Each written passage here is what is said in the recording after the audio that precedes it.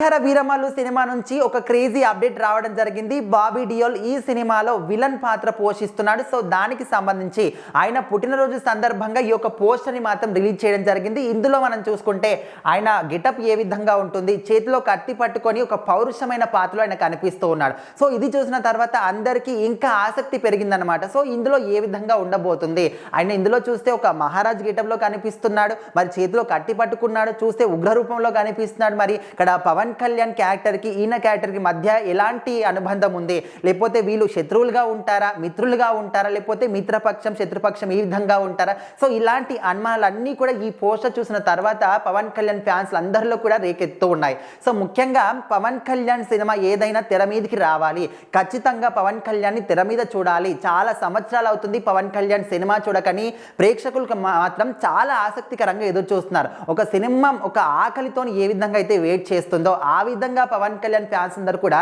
ఇప్పుడు ఆయన సింహం కోసం సింహం యొక్క ఫ్యాన్స్ ఎదురు చూస్తున్నారు అనుకోవచ్చు. సో మొత్తానికైతే పవన్ కళ్యాణ్ కి సంబంధించి ప్రజెంట్ 3 సినిమాల చేతిలో ఉన్నప్పటికీ హరిహర వీరమల్లు, ఉస్తాద్ భగత్ సింగ్, ఓజీ, సో ఈ 3 సినిమాల్లో ముందుగా రాబోయే సినిమా ఏదంటే ఖచ్చితంగా హరిహర వీరమల్లు సినిమా అనుకోవచ్చు. ఆల్మోస్ట్ అంటే సినిమాకి సంబంధించి షూటింగ్ పాత్ర మొత్తం కూడా అయిపోయింది. సో తొందరలోనే సినిమా కూడా మన ముందుకు రాబోతుంది. సో పవన్ కళ్యాణ్ ఫ్యాన్స్ మాత్రం చాలా అంటే చాలా ఆసక్తికరంగా ఎదురు చూస్తున్నారు. సో అలాంటి వాళ్ళ ఎదురు చూపులకు తగ్గట్టుగానే ఇక్కడ బాబీ డియోల్ ఆయన పుట్టినరోజు సందర్భంగా ఈ యొక్క పోస్టర్ ని మాత్రం విడుదల చేశారు. సో మొత్తానికి హరిహర వీరమల్లు సినిమాలో ఇప్పటి వరకు పవన్ కళ్యాణ్ ఎప్పుడూ చూడని ఒక డిఫరెంట్ క్యారెక్టర్ లో మనం చూడబోతున్నాము. సో మొత్తానికైతే ఈ సినిమా ఎప్పుడు వస్తుంది, ఎప్పుడెప్పుడు చూద్దాం పవన్ కళ్యాణ్ అని ఫ్యాన్స్ అయితే ఎదురు చూస్తున్నారు. సో మరి ఈ సినిమా కోసం మీరెంత వెయిట్ చేస్తారు?